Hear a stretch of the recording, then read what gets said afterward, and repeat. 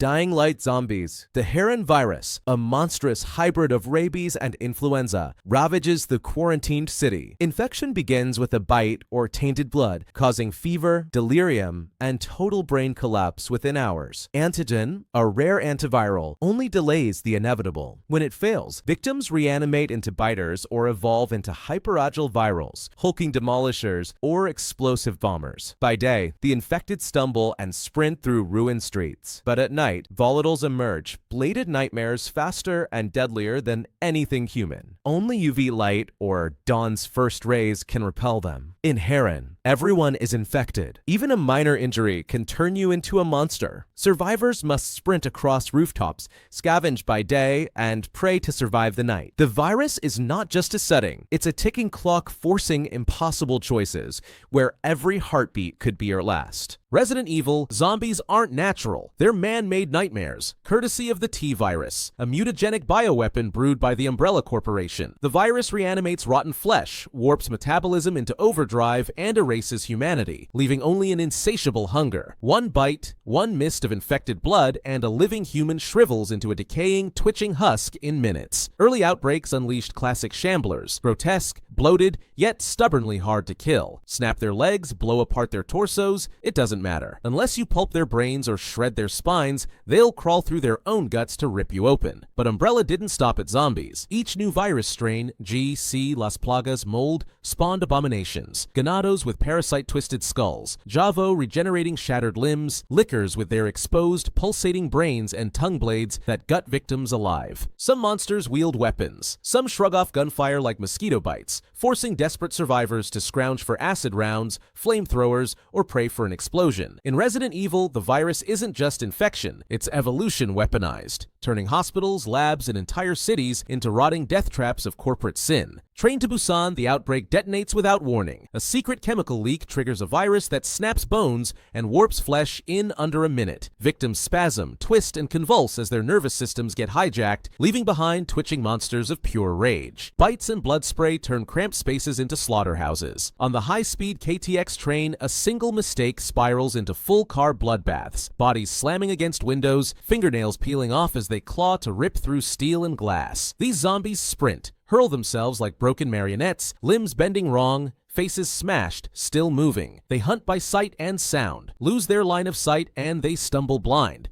milling in twitching confusion. But when they see you, they pile up in screeching mounds, punching through doors and crushing each other under raw frenzy. And beyond the gore, Train to Busan turns survival into a savage moral game, deciding who's worthy of saving and who's just meat for the horde. 28 days later, the apocalypse isn't the dead clawing out of graves. It's the living, consumed by the rage virus, an engineered hemorrhagic fever that turns blood to poison and sanity to ash. One droplet, spit, blood, vomit, and a healthy human mutates into a screaming berserker in less than 20 seconds. The infected don't lurch. They sprint with torn ligaments, eyes flooded crimson, mouths shredding from endless shrieks. Their bodies rot from exhaustion, not decay, muscles tear, bones splinter, but adrenaline keeps them ripping and smashing until they physically collapse. Without logic or self-preservation, they hurl themselves into walls, flames, and flesh. A tidal wave of violence that obliterates police lines, army barricades, even fortified safe zones in minutes. A single breach, one infected slipping through a window, can detonate an entire city into screaming chaos before the government can even react. Worse, survivors fracture faster than society. Soldiers enslave civilians. Families rip each other apart. In 28 days later, the real horror isn't the infection. It's how thin humanity's mass truly is when the world goes feral. World War Z. Zombies. In World War Z, the dead don't stay dead. They snap back to life within minutes, pumped full of a virus that freezes decay, floods their bodies with sickening jolts of adrenaline, and rips away anything human. What's left is raw instinct. Feed, tear, spread. The plague, called Solanum, spreads so fast it shatters civilization overnight, turning ER rooms, airports, and city streets into meat grinders. Max Brooks's novel paints them as slow, rotting husks, staggering but unstoppable, piling up at choke points until their rotting weight snaps barricades like twigs. They don't tire, they don't drown, they just pile higher and higher, a suffocating mass of gnashing teeth. The 2013 film twists the nightmare tighter. The infected move like a living tidal wave, sprinting and smashing through glass and flesh, climbing over each other in twitching mountains of decay, making human defenses collapse under the weight of the dead. The Walking Dead, death isn't an escape.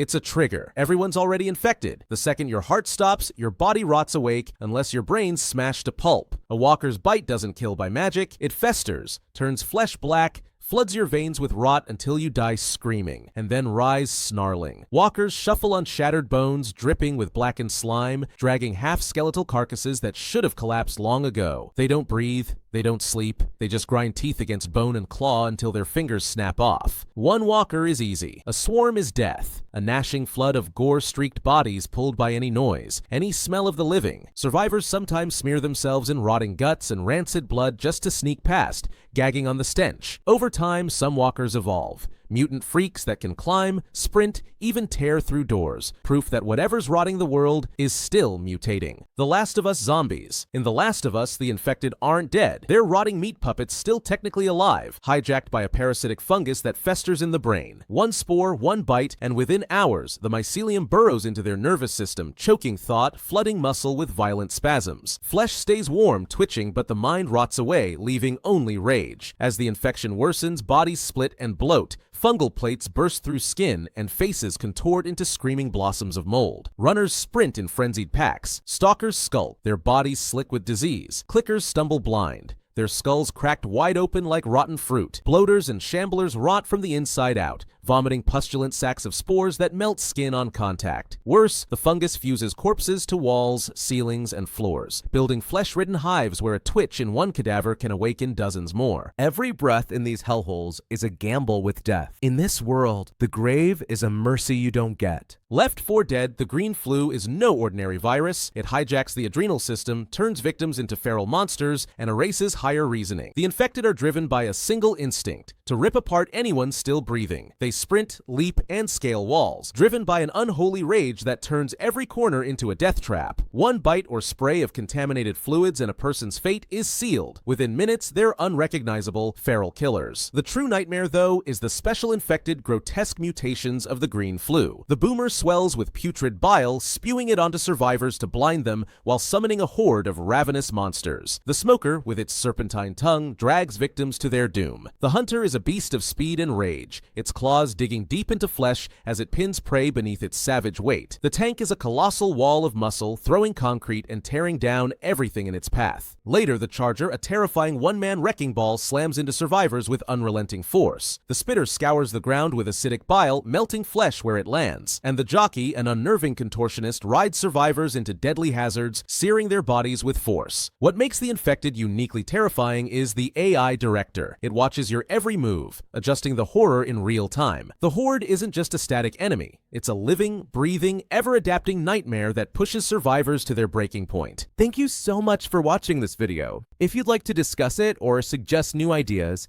feel free to leave a comment below. Don't forget to subscribe for more amazing content. See you in the next one.